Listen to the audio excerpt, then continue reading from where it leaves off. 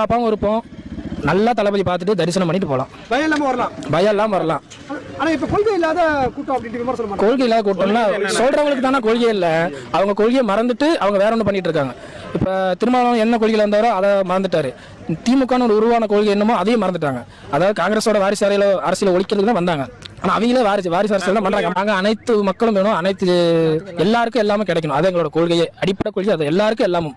நாங்கள் பணியார் கட்சி கிடையாதுண்ணா, அவரை மாதிரி பணியார் கட்சி எல்லாம் கிடையாது. ஆனா ஒரு மாற்றம் வரணும்னா என்னென்ன மாற்றம் வரணும்னு நினைக்கிறீங்க? இளைஞர்கள் தானே மாற்றம் பண்ண போறாங்க. கூட பெண்களும் பாதுகாப்பாக இருக்க போறாங்க.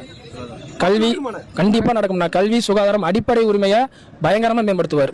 இது வரைக்கும் திராவிட கட்சி இதெல்லாம் தரலண்ணா, தர மாதிரி சொல்றாங்க. நான் தரலண்ணா, உண்மையான அது மக்களுக்கே தெரியும். லேப்டாப் கொடுத்தாங்க, லேப்டாப் 4 வருஷம் கொடுக்கலீங்க. தளபதி செய்ய மாட்டோம். நடைமுறைக்கு எது சாத்தியமோ அது மட்டும் தான் செய்வாரு. இவங்கள மாதிரி 1000 ரூபா கொடுத்துட்டு 2000 அந்த சைடு கொடுக்குற மாதிரி ஆளுங்க நம்ம கிடையாதுண்ணா. 1000 ரூபா கொடுக்கறது இவங்கள்ட்ட 5000 பிடிக்கிறது 1000 கொடுக்குறாங்க. அது மக்களுக்கு சில பேர் தெரியும். சில பேர் இந்த விவரம் எல்லாம் இருக்காங்க. அவங்களுக்கு விழிப்புணர்வு ஏற்றுறதுக்கு தான் நாங்கள் இளைஞர் படம் இருக்கிறோம். தமிழ்நாட்டு சிஎம் சாருக்கு ஒரு வேண்டுகோள் தெரிவிச்சுக்கிறோம். சார், நீங்க கரூர் சம்பவத்தில் வந்து எங்களுக்கு ஆம்புலன்ஸ் அனுப்புனீங்க. இந்த டைம் எங்க அண்ணனே 25 ஆம்புலன்ஸ் ரெடி பண்ணிட்டாப்ல. நீங்களா எந்த ஆம்புலன்ஸ் அனுப்ப வேணா, எங்க மக்களோட பாதுகாப்பா நாங்களே பாத்துக்கிறோம். வெற்றி நிச்சயம் 2026 நீங்க அவரை பாப்பீங்க.